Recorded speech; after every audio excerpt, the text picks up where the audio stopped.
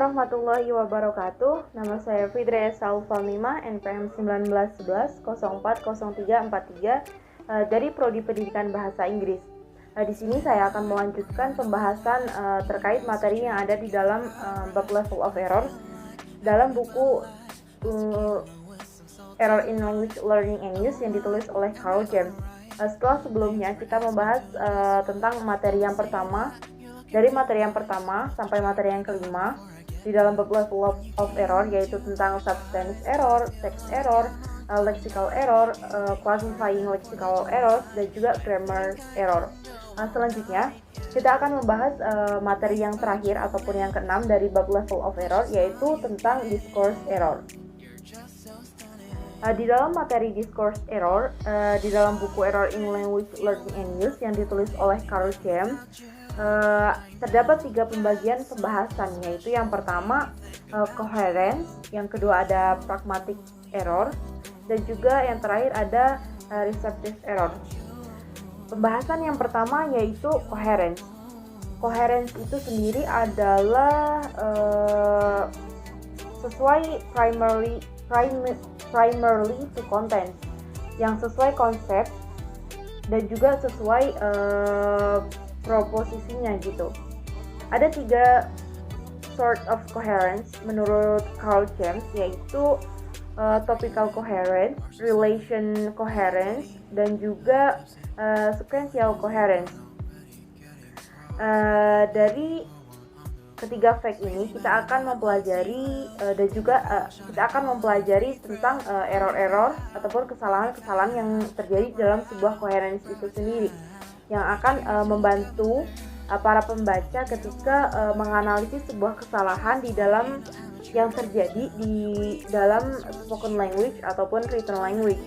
Yang kedua yaitu pragmatic error.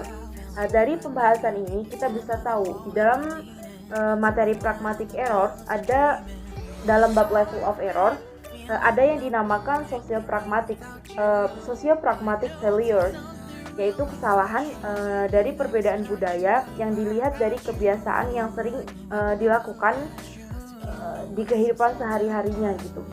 Ada beberapa jenis dari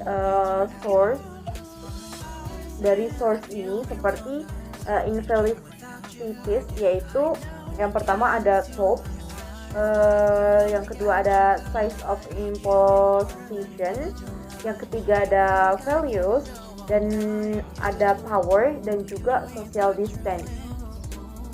Yang ketiga ataupun yang terakhir yaitu error yang terjadi di dalam sebuah teks dan juga discourse production process yang terjadi di dalam level of, yang ini sering terjadi di dalam level of text, discourse, dan juga substance gitu.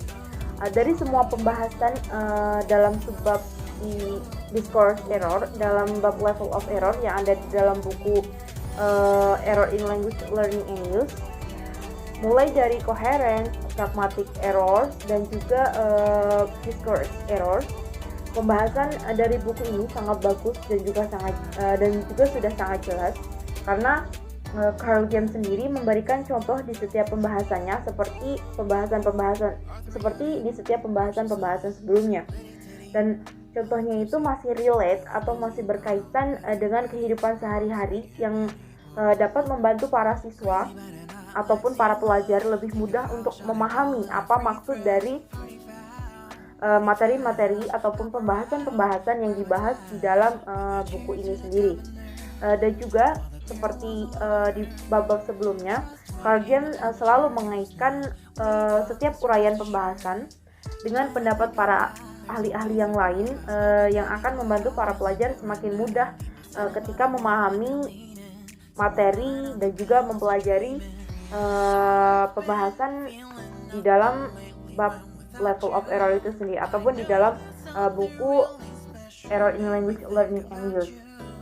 Mungkin cukup sekian pembahasan saya terkait bab level of error, mulai dari pembahasan pertama dan juga pembahasan yang ke-6 sampai pembahasan yang ke-6.